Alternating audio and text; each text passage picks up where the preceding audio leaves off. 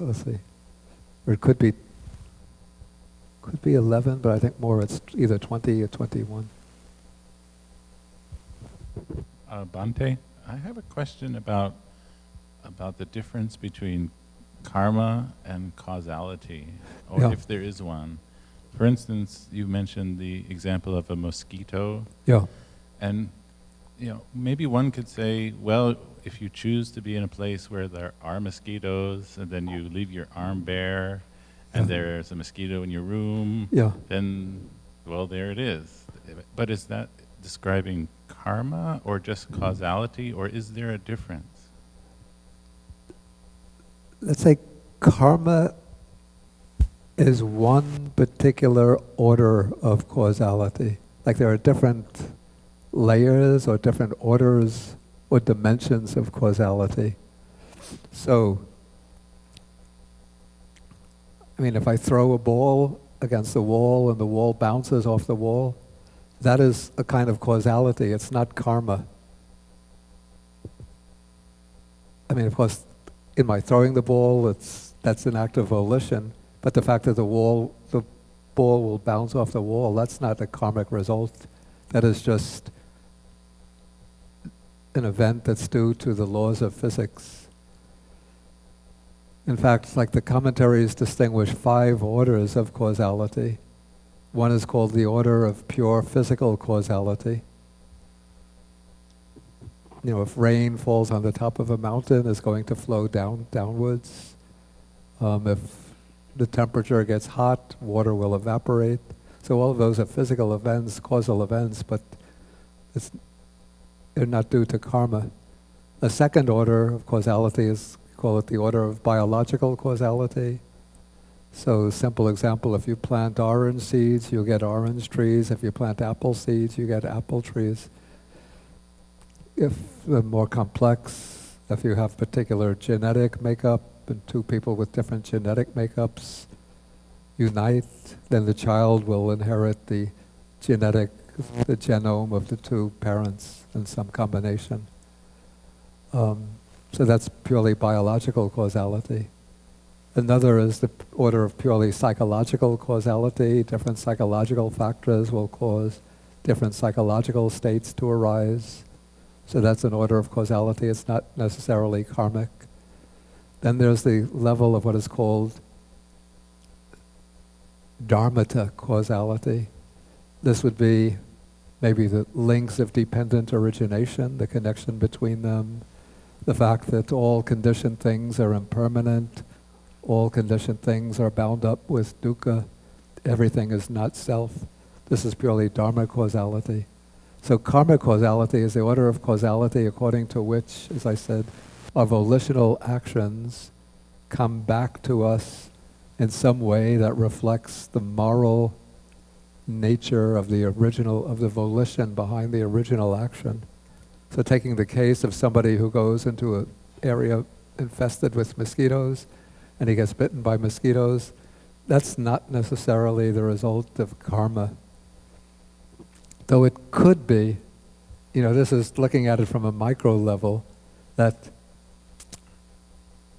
of course going into the mosquito-infested area exposes a person to mosquitoes, but one could say that, perhaps looking at it with a very sharp, divine eye, one could say that the person getting bitten by so many mosquitoes, that is happening because of some unwholesome action he performed in a past life. Perhaps, it's still questionable to me whether every case like that could be explained on the basis of karma. But it could be that karma might be a factor in cases like that. I would say, well, the mosquito would be exercising a volitional action and choosing to bite the person.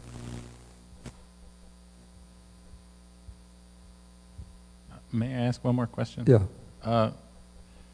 I sometimes have sort of problems with karma because it seems like it's so easy to fall into wrong view. Yeah. Because, I mean, of course, we know Venerable Ananda was admonished by the Buddha for saying he kind of understood karma well. Well, that was dependent origination. Oh, I'm sorry. But, No. okay, I guess I sort of conflate those things a little bit in my mind. But it seems like since karma is so hard to really understand if you're just a regular person, Yeah. and so easy to kind of point to things and say, oh, that's karma. Yeah. I guess my question is sort of how useful is it to try to parse out for oneself karma as opposed to just trying to do good things? But I don't really know how to phrase the question, but it seems like the act of thinking about karma or trying to understand karma is sort of unwholesome in the sense that it often results in clinging to wrong view. Well, in fact, the Buddha, there's a little sutta in the Anguttara Nikaya where the Buddha says, he speaks about 4 things that can, if a person tries to figure them out conceptually, they'll drive a person mad. And one of them is the working of karma and its fruit. Right, so, I look at, or I would say that when thinking about karma, I would say we have to just think about it in a practical sense.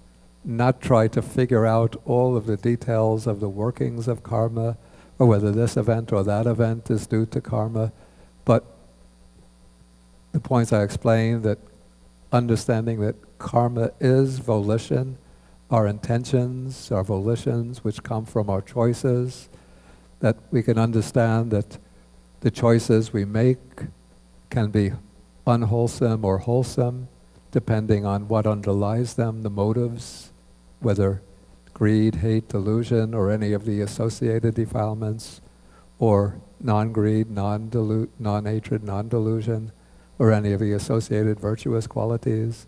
And then the Buddha has given, again and again, at least a template of a basic list of unwholesome karmas and wholesome karmas.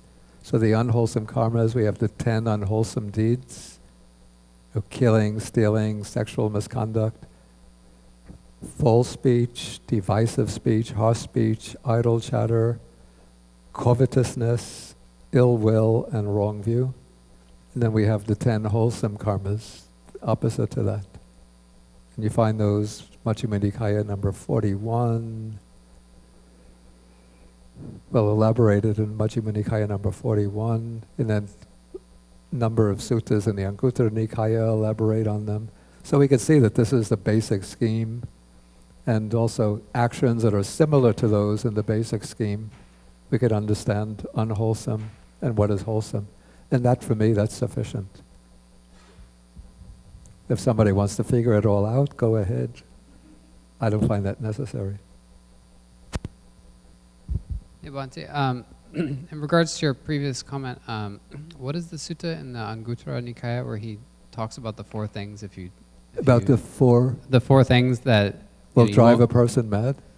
Yeah. Do you know which one that is? It's in the Book of Fours.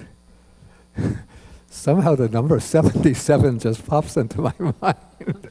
But I'm not saying that I remember that it's 77. It could be completely off, but just the number 77 pops up. Okay, I'll try it. Thanks. But it's called, I think I translated it as inconceivable things. So if you look in the index for inconceivable things, you'll find you can start with 77.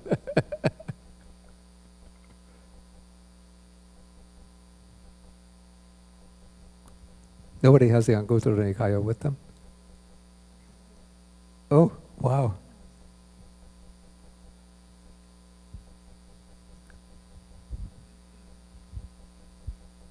So, Bhante, I was wondering if you could even talk about the role of meditation and how it helps in, lessening the effect of karma, or, basically everybody struggles with how to lessen the effect of karma or create good karma. So how does meditation help in all that? Okay, I mean, this is a very big topic. We could almost give like a seminar on the topic. Okay. But to put it concisely and briefly, first, meditation itself is a wholesome, very powerful, wholesome form of karma. Because what one is doing in meditation, if one is practicing properly, is working to diminish the impact of unwholesome mental qualities and to develop wholesome mental qualities. In fact, the Pali word that's usually rendered as meditation in English is bhavana, which means development or cultivation. And so by practicing meditation, one is developing energy applied to the wholesome, one is strengthening mindfulness, concentration, insight, calming the mind. And at the time one is developing meditation, there's no greed. Of course, thoughts of greed, thoughts of hatred might arise, but one is not letting oneself be driven by them. But one is just observing them and then letting them go their way. And that's gradually, it's weakening the impact of greed, hatred, and delusion. And then, through the practice of meditation, one is learning to become more mindful. And so that makes one more sensitive to one's states of mind. So people ordinarily engage in all sorts of unwholesomeness because they're not aware. They're almost acting like automatons, just driven by this impulse comes, I act on it. That desire comes, I act on it. I get angry, I express it. But now through meditation, we're learning just, to see what's going on in the mind and to let the mental states just come, recognize them when they're present, and go their own way. And so that is weakening their impact, so that they're not driving our behavior. And then as the wholesome states get cultivated repeatedly on occasion after occasion, then they come to replace the unwholesome. So that tendencies that we might have had like years ago, like I used to get really angry very easily. Sometimes even to the point where explosive anger. Now I hardly get angry at all. Don't test me.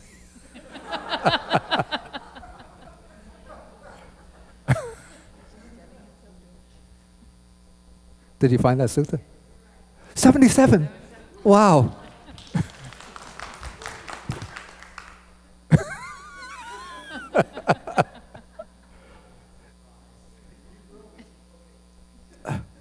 No, but I didn't make any attempt to think, what is that sutta, to come up with it must be this one. Just, she asked, he asked me, okay, the question, and then just that number came into my mind.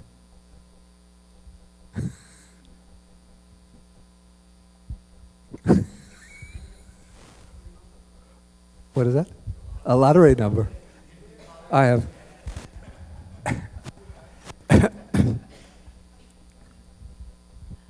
No, but let's see. Recently, somebody did ask a question relating to that sutta, not in the class. So it's not that it's suddenly miraculously. It could have been about a week ago. Somebody asked me a question about that sutta. And so that would explain why the number 77 was there. Though I didn't make an attempt to memorize it. Excuse me? Law of coincidences. Okay, Debbie. Yes, Bhante, I have a question about the use of the words inferior and superior human beings, and I'm wondering if this is in the sense of fortunate and unfortunate, or more suffering and less suffering. Does it say inferior, superior human beings? Yes. I see. Why human beings are seen to be... Inferior and superior. So if you could talk about that a little bit? Well, this is... it's not saying that human beings are intrinsically inferior or superior, but let's say the conditions of human beings are inferior or superior, in that having a long lifespan, good health, see some of the others. I'm a little reluctant to say this, but being wealthy, being in a position of power or influence, Well, these are things that really cause my mind, scratches in my mind. I mean, in the United States, where we have like, 40 or 50 people virtually controlling the electoral process. Is that because of their wholesome karma in the past? I don't know. Okay, so, but these are considered like superior conditions. Then the inferior conditions would be having a short lifespan, poor health, being born into low-class families. This is, again, against the backdrop of the Indian class structure or caste structure. Being poor, being uninfluential, just like one vote rather than being able to influence elections with millions of dollars. Yeah, so that's the basis for the distinction. I'm relieved to hear it's the conditions of the human beings and not the human beings themselves Excuse that me? are inferior. I'm relieved to learn it is the conditions Yeah, of the human yeah, beings and not yeah. the human beings themselves that Yeah. are seen as inferior Yeah, because or superior. and Buddhism doesn't make these kind of blanket generalizations about human beings themselves. But they will say, the text will say that human beings have superior faculties and inferior faculties, which is relating to, call the context of spiritual development, like those who have cultivated over many years, especially many lives. The Buddha says those are ones who are, I think, aprapriya, indriya, that the faculties are superior if they've developed their energy, mindfulness, concentration, wisdom over a long period, and those who have low energy, poor mindfulness, poor concentration, poor understanding, inferior faculties. But people can always, because of the law of impermanence and the principle of cultivation, one can always change through effort.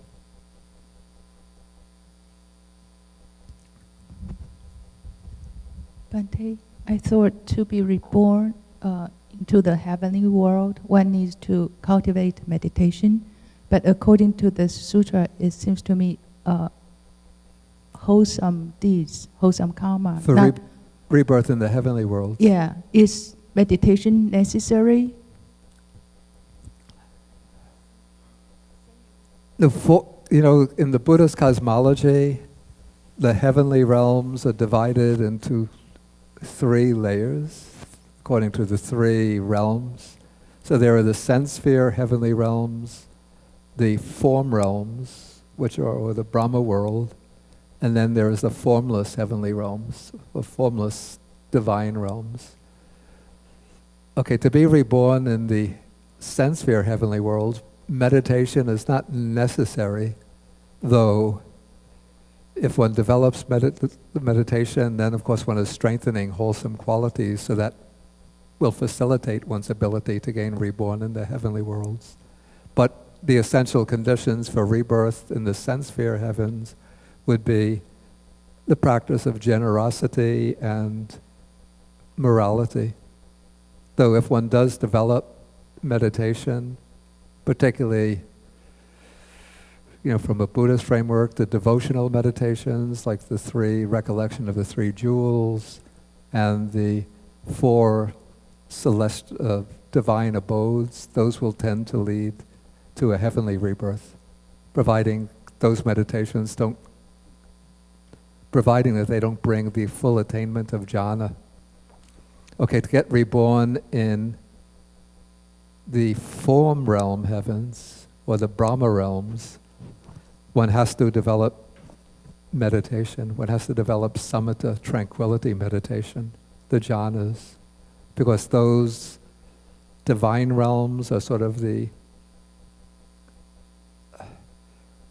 counterpart to the mental states that are experienced within the jhanas. So in order to sort of break through the barrier that separates the sense sphere from the form realm, one has to develop a kind of consciousness that is typical of life, the beings in the form realm. And that kind of consciousness is the samadhi of the jhanas. Okay, then beyond the form realm is the formless or immaterial realm, the four planes, base of infinite space, base of infinite consciousness, base of nothingness, base of neither perception nor non-perception. So in order to get reborn in those realms, one has to develop samadhi to the level of the formless jhanas, the formless absorptions.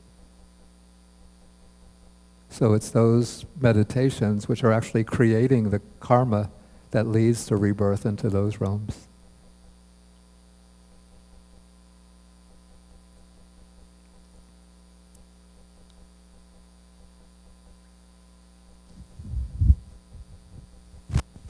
Monte, on that note, I don't think it's, I mean, how do you do good deeds without the meditation? Because it's not like we inherently know, do we? Or isn't there some kind of contemplation involved in that? And isn't that the meditation in and of itself? Like, I think not necessarily. If one takes meditation to be like formally sitting and attending to a particular object, but people will do practice generosity. They'll have, maybe through natural disposition, kind and compassionate temperament, and they'll do things which are beneficial to a lot of people, and just either naturally or through following a particular ethical code, they'll live a moral way of life. So there are many people, whether Buddhist, non-Buddhist, who observe, who are generous, kind, have kind dispositions, and lead moral way of life without formally sitting in meditation. but what I meant was, like, karma is determined by our will, our volition. Yeah. So being mindful of the results of our, that is meditation. Okay, I mean, if you extend the word That's what meditation in that sense, then you could say that even practicing generosity or observing the precepts is a form of meditation. But I'm thinking of meditation in the sense of, closing off attention to sense objects and focusing the mind on a particular object of contemplation. And this might be a bit broad for to ask today, but you mentioned dependent origination, and I was just wondering where in that does the karma, is it the karma in the beginning? How, or is it in each phase that karma is being generated? You mean within the formula of dependent origination? Well, particularly the second factor of dependent origination, this is what's called sankharas. Sankhara is, I would render it, volitional activity.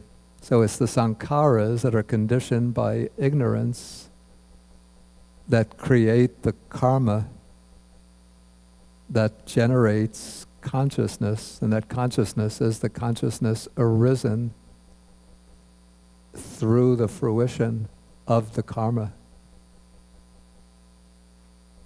But we'll explain, if you come to the Abhidhamma retreat, I'm going to explain dependent origination.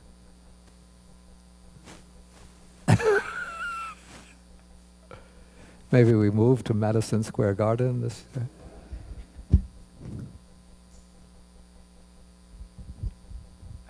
I believe that we had a sutta not too long ago regarding that matter where the Buddha explains that by being kind, you can't actually be reborn in the heavenly world, but it's didn't explain by meditation.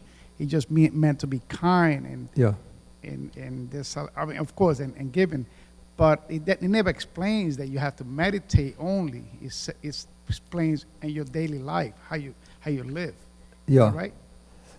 Yeah, this is like most of the discourses which are dealing with rebirth in the heavenly realm, understood as the sense sphere heavens, just explain in terms of observing or practicing either giving and morality. Right. or sometimes more elaborately following the 10 paths of wholesome karma.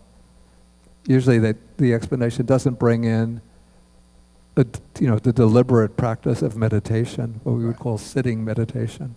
I was example more like Mother Teresa. I mean, I'm sure she didn't practice. I don't know, maybe she meditated, but she wasn't a Buddhist, of course.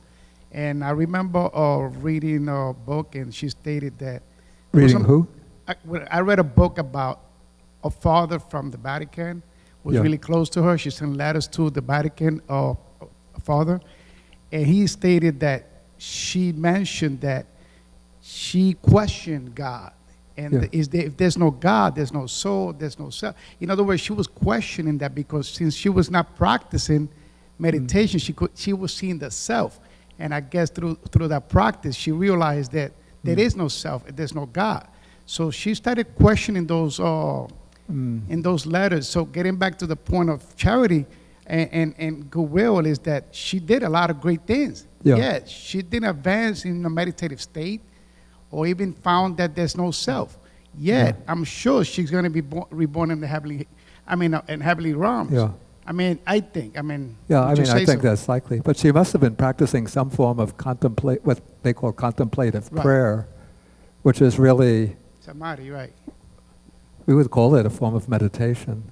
It's not praying, give me this, give me that, but it's just trying to establish a contact or communion with God. And so it's a form of, we would look at it as a form of meditation. That is true. Yeah. Thanks. Okay, if there's one more, we'll take one more question.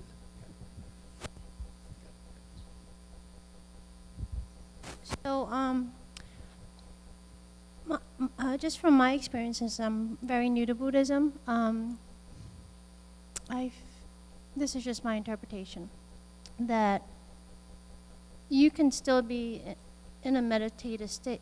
You could be in a meditative state without being in meditation. You could still kind of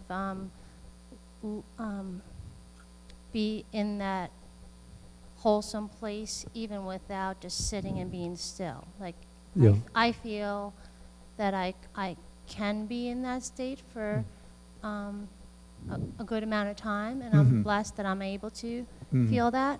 So since this is new to me, I'm questioning, like, is this normal? Is this not normal? Like, for me, I feel like in my every thought and my action, I do try and be loving and compassionate and be in a certain way. Actually, as I said, what we call in English meditation is in Pali, Sanskrit, bhavana, which means development. Yes. So one can be developing the wholesome mind in any state. Any state, right. Yeah. So if one uses the word meditation in that broad way, then one could be doing meditation in any activity. Right, that's what I'm noticing. Yeah, but often we use the word meditation in the narrower sense of taking a particular fixed object, sitting either cross-legged or sitting in a fixed position, taking a specific object, and then making the attempt to keep the mind focused on that object. Okay. So yeah, I feel like I'm doing that even without sitting and meditating. I'm just naturally doing it, and I'm like, oh, okay, I could kind of relate to it because I'm doing it naturally. And I never understood why. I think it's pretty hard to keep the mind focused on one object when one is engaged in the midst of activity. Oh, of course, yeah. But then what one is advised to do is to use, we call it mindfulness and clear comprehension, which means one is aware of what one is doing, that's mindfulness, and one knows what one is doing, why one is doing, how one is doing it, that's clear comprehension. Right, okay. Okay, Jane, way in the back. About meditation, does it make a difference if there are a lot of people in sitting and meditating at once? Does it make a difference in sort of the general feeling in the room, sort of the vibration level? If there are a lot of people meditating as against one? You know, there's nothing in the text about that, but my experience is that it creates a stronger vibrational atmosphere in a room. That was my feeling too. Yeah, Yeah. yeah, So thank you. yeah. But there seems to be that because at the level below the level of visibility, the people who are all together in the room sort of making the same effort to focus the mind, it changes the spiritual vibrations in the room. It does. That was my very strong feeling the last time. Yeah, Last I mean, Saturday. this Yeah. sounds like 1960s hippie It terminology. does. It does. I felt like my old hippie self. But you got cool vibes, man, yeah. Beautiful vibes, man. Excuse me?